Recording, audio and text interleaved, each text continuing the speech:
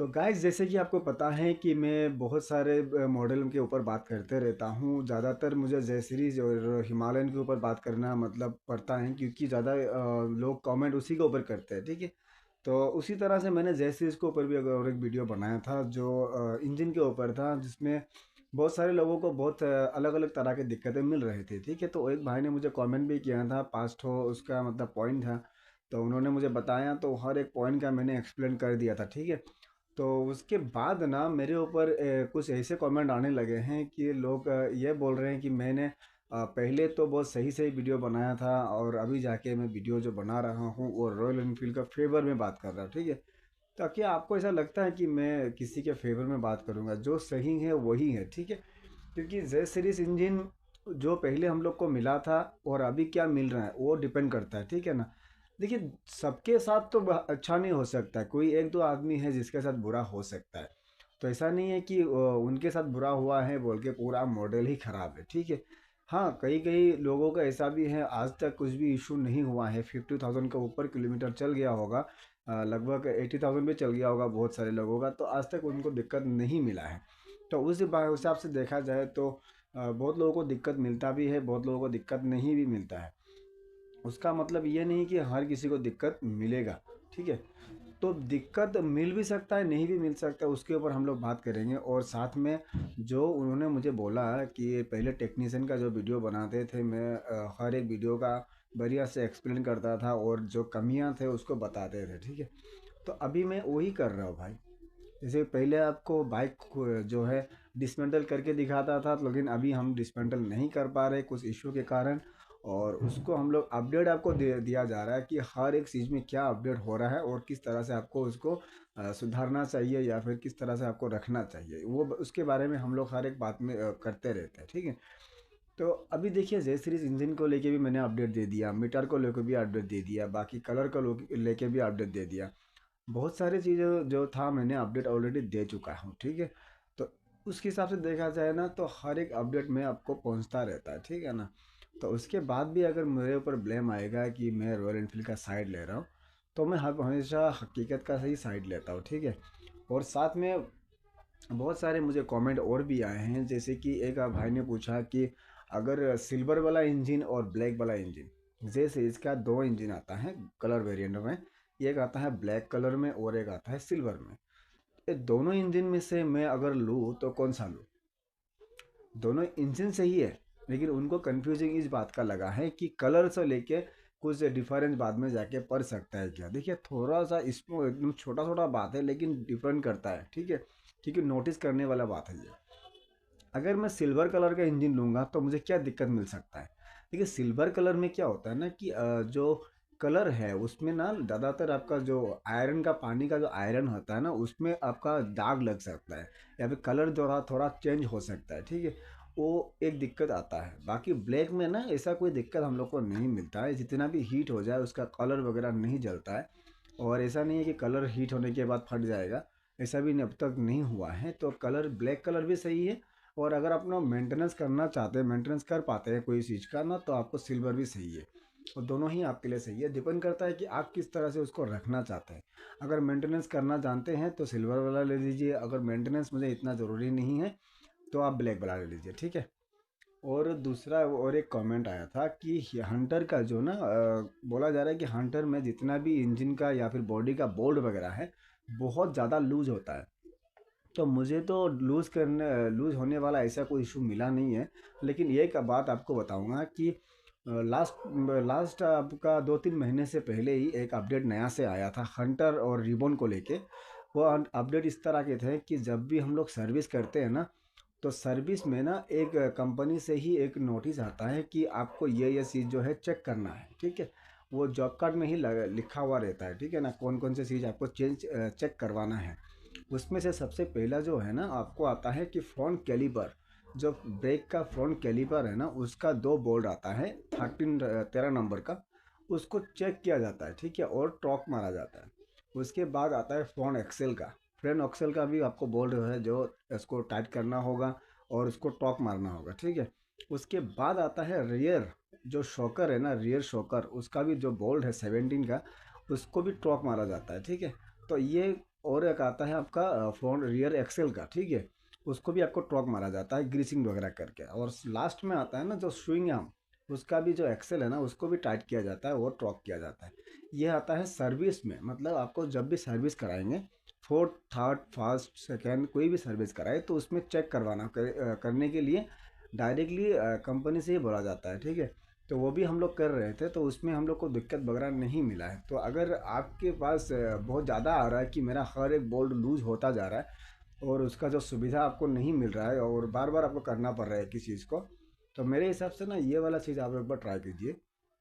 और हो सके ना जो टॉक है ना, जो टॉक बोलने से आपका कोई भी बोर्ड का ना एक न्यूटीमीटर होता है जितना उसको टाइट चाहिए, वो चार्ट आपको चाहिए होगा कि आपको कितना टाइट उसमें देना है।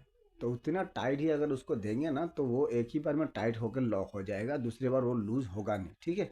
वो भी आपको ध्यान देना है। ऐसा नहीं है कि मैंने हाथ से टाइट कर दिया और रख दिया और भेज दिया आपको, तो वो बाद में जाके फिर लूज़ हो ही जाएगा वाइब्रेशन के कारण। तो उसको टॉक मारिए और फिक्सली लॉक कीजिएगा। और नहीं तो अगर उससे भी दिक्कत आ रहा है तो आपको लॉक टाइट यूज़ करना है। लॉक टाइट बोलने से ये चीज़ होता है ना, जब भी हम लोग इंजन का बोल्ट चार्ज करते हैं, आपको दिखाया होगा मैंने पहले भी, कि वो एक लिक्विड आता है रेड कलर का, जो वो ठेठ में हम लोग लगा के उसको बढ़िया से टाइट करते हैं, ठीक है। टाइट करने से वो गन जाके चिपक जाता है, वो दोनों को फिक्स करके बैठा लेता है। वो हीटिंग के मतलब जब भी फोर्स करते हैं ना, वहाँ पे फोर्स देने से ही वो मतलब टाइट हो जाता है, ठीक है। तो वो भी आप एक बार यूज़ करके देख ले, तो उससे भी आपका दिक्कत जो है सॉल्व हो जाएगा, ठीक है ना।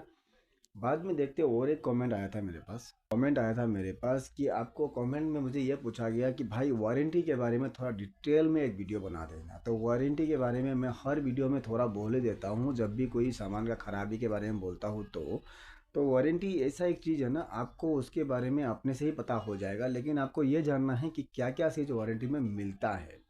वो क्या क्या चीज़ वारंटी में मिलता है ना, वो चीज़ आपको डीलरशिप में मिल जाएगा। और सेकेंडरी बात जो है, आपको अगर वारंटी है कि नहीं, एक्सपायर हो गया है क्या, कितना साल तक वारंटी रहता है, क्या मैं उसका वारंटी एक्सटेंड करवा सकता हूँ, या मैं मेरा वैलिडिटी डेट जो है पार हो गया है क्या।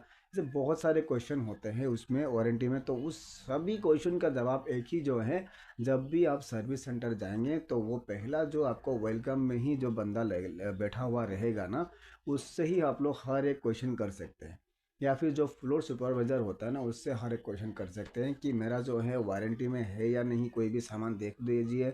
नहीं तो एक्सटर्नल वारंटी मेरा जो है लिया हुआ है या फिर एक्सपायर हो गया कि नहीं, वो भी थोड़ा देख लीजिए, ठीक है। या तो आपको कोई भी सामान अगर ख़राब हो गया है ना, तो आपको वारंटी करवाना है, तो डायरेक्ट यही बात है कि अगर आपका जॉब कार्ड ओपन है ना, तो उसमें जाके डायरेक्टली उस सामान को ऐड करेंगे, तो आपको ऑटोमेटिकली पता चल ही जाएगा कि वारंटी में है या नहीं है, ठीक है। और साथ में दो वारंटी के प्रकार होते हैं, एक तो होता है जो गाड़ी खरीदने के समय आपका गाड़ी के साथ लगा हुआ रहता है, और दूसरा जो आप लोग एक्सटेंड करवा सकते हैं 5 ईयर्स के लिए, मतलब डेट ऑफ सेल से लेके 5 ईयर्स, ठीक है। तो वारंटी मिल गया वो अलग बात है, लेकिन वारंटी मिलेगा कैसे, तरीका क्या है।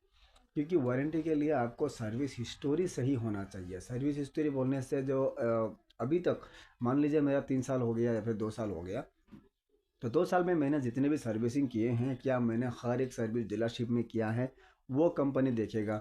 और दूसरा, जो कस्टमर ने सर्विस किया है, क्या हर इंजन ऑयल जो है समय पे चेंज हुआ है या नहीं, टाइम पीरियड जो था वो सही समय पे किया है कि नहीं, वो भी देख के चेक करेंगे। और सर्विस वगैरह अगर मिस, जो किलोमीटर है वो भी क्या आपका लिमिट से ज़्यादा हो गया है, वो भी चेक करेंगे, ठीक है। तो ये कुछ नियम होते हैं चेकिंग का, वो चेक करने के बाद ही आपको कोई भी सामान वारंटी में मिलता है, ठीक है ना, वो नियम है। अगर उसके अंडर में अगर आपका सामान नहीं पड़ रहा है या फिर बाइक नहीं आ रहा है, तो वारंटी आपका कैंसिल करवा देंगे, उसमें आप कुछ भी नहीं कर सकते, ठीक है ना। इसीलिए मैं बोलता हूँ कोई भी सर्विस करने के समय आपको हमेशा डीलरशिप में ही जाना चाहिए, क्योंकि वारंटी गाड़ी का 5 ईयर्स तक रहता है। 5 ईयर्स में आपको कुछ भी दिक्कत मिल सकता है कभी भी। तो इसीलिए ना रिस्क मत लीजिए, अपने बाइक को डीलरशिप में ही करवाइए और हर एक चीज़ का आनंद लीजिए, जो फ़ायदा है उठाते रहिए, ठीक है। क्योंकि कोई भी चीज़ आपका ख़राब हो सकता है, कितना भी दाम का हो, या फिर जो जो ख़राब होगा, या फिर हो सकता है वारंटी में मिल भी जाए, आपको पता भी नहीं होगा। आपका पीछे का सॉकेट जबर ख़राब हो गया, मान लीजिए आपने बाहर जाके कहीं से लगवा लिया, तो वारंटी में मिलता है ना वो चीज़ भी, आपको वो डीलरशिप में फ्री मिल जाएगा, तो आप बाहर में क्यों ऐसे ही पैसा खर्चा करेंगे, ठीक है। तो लोगों को पता ही नहीं होता है। अब शॉकर जबर दीजिए फ़ोन का, तो फ़ोन का शॉकर जबर का ऑयल सील बहुत सारे लोगों का ख़राब हो जाता है, लीकेज हो जाता है, तो बहुत लोग क्या करते हैं डायरेक्टली उसको बदल देते हैं पैसा देके ही, वो भी वारंटी में आता है। उसको भी आप लोग वारंटी करवा सकते हैं, ठीक है ना। बाहर का बात कर रहे हैं आप तो, जो आप सामान है इंजन से छोड़ के ना, और वायरिंग हार्नेस का तो जो पूरा हार्नेस है उसको भी वारंटी मिलता है। कहीं पे भी अगर आपका हार्नेस जो है जंग लग गया हो या फिर कपलर वगैरह ख़राब हो गया हो तो वारंटी मिलता है। लेकिन आपका जो वायरिंग हार्नेस के साथ ना कोई भी एक्स्ट्रा सामान ऐड होना नहीं चाहिए, जैसे कि फॉग लाइट वगैरह, बड़ा बड़ा हॉर्न वगैरह, वो ऐड नहीं होना चाहिए, क्लीन होना चाहिए, तब आपको वारंटी मिलेगा, ठीक है। और इंजन के साथ अगर आपका बैरियर लगा हुआ है बड़ा वाला तो वारंटी आपका कैंसिल होने वाला है, अगर नहीं है तो बिंदास आपको वारंटी मिल जाएगा, ठीक है ना। तो वारंटी के वही कुछ नियम होते हैं। अगर इससे भी डिटेल्स में आपको वीडियो चाहिए तो वो भी कमेंट कर दीजिए, मैं एक पर्सनली वारंटी के ऊपर वीडियो बनाऊंगा फुल इन्फॉर्मेशन के साथ, ठीक है।